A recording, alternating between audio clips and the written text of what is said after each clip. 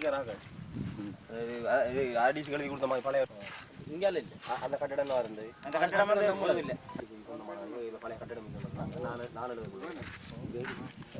அம்பாறை மாவட்டம் கஞ்சிகுடியார் பிரதேசத்துக்கு நாங்கள் என்னுடைய மக்களின் அழைப்பை ஏற்று நான் விஜயம் செய்திருந்தேன்.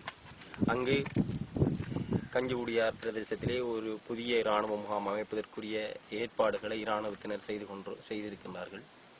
எங்களுடைய மக்களுடைய காணிகளுக்குள்ளும் ஏற்கனவே பல உயிர்கள் அடக்கம் பண்ணியிருந்த அந்த புனிதமான இடத்திலும் கூட இந்த இராணுவ முகாம் அமைப்பதற்குரிய ஏற்பாடுகள் நடைபெற்றுக் கொண்டிருக்கிறது. இருந்தும் இவ்வாறான செயற்பாடுகள் எங்கள் மக்கள் மத்தியிலே ஒரு அச்சமான நிலையை ஏற்படுத்தி இருக்கிறது.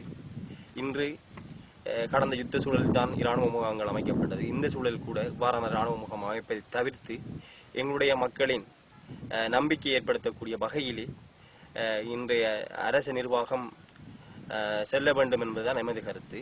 அது மாத்திரமல்ல, பல பாடசாலைகளில் கூட இராணுவத்தினர் இன்னும் குடியெழும்ப முடியாத நிலைமை திருக்கோயில் பிரதேசத்திலே இருந்து கொண்டிருக்கிறது. திருக்கோயில் பிரதேசம் மாத்திரமல்ல, அம்பாறை மாவட்டத்தில் கூட புதிதாகவும் இராணுவ முகாம்கள் உருவாக்கப்பட்டது 2012ஆம் ஆண்டு அந்த காலகட்டத்தில் கூட.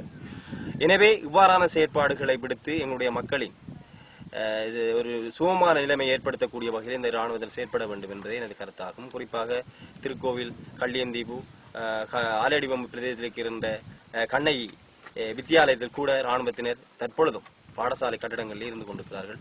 அவ்வாறான நிலைமை மாறி எங்களுடைய மாணவர்களின் கல்வி நிலையை மேம்படுத்துவதற்கு இராணுவத்தினர் அங்கிருந்து வெளியேற்றப்பட வேண்டும் என்பதே எனது கருத்தாகும்.